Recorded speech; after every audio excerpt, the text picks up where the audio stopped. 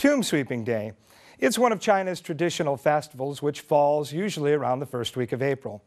Following its literal meaning, people typically go to their deceased family member's cemetery plot and sweep dust off of the tombstone.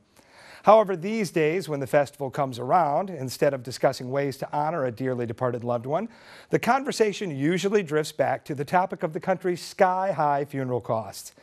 With China's funeral industry becoming one of the top 10 most profiteering industries in the country since 2003, many Chinese people express their concerns about everything from affordable housing prices and just that they cannot even afford to die. On March 28th, the Ministry of Civil Affairs published a report on its official website, citing that the funeral industry has already become one of the most important issues relating to people's livelihood. Last year, the country's top economic planner of the National Development and Reform Commission, or NDRC, announced in March that the country's basic funeral charges would be decided and controlled by the government. Local government would provide an average of $190 in subsidy to cover the basic charges of the funeral.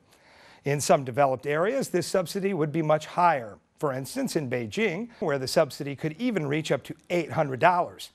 In other cities, such as Shenzhen and Hangzhou, the government regulated the basic funeral costs are free of charge for local residents. But the report also indicated that, based on wide research that covered 626 funeral parlors, which account for a total number of 44% of the funeral parlors that are located in the 12 countries' provinces, shows that these funeral parlors' average profit margin is just 8.6%. In addition, over 66% of these funeral parlors have no government subsidies, which cause most funeral parlors to endure meager profits or even in some cases lose money. A government official from the Ministry of Civil Affairs said the funeral industry's exorbitant profit doesn't widely exist, and only a small portion of funeral parlors rake in huge profits via selling some alternative funeral services and even offer some basic ones, such as buying luxury cinerary caskets, buying a shroud, not to mention paying for the funeral ceremony itself.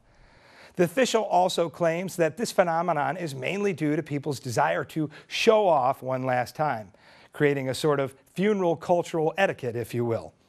Stick around, because up next we'll see where some of these exorbitant funeral costs are hidden. Don't go anywhere.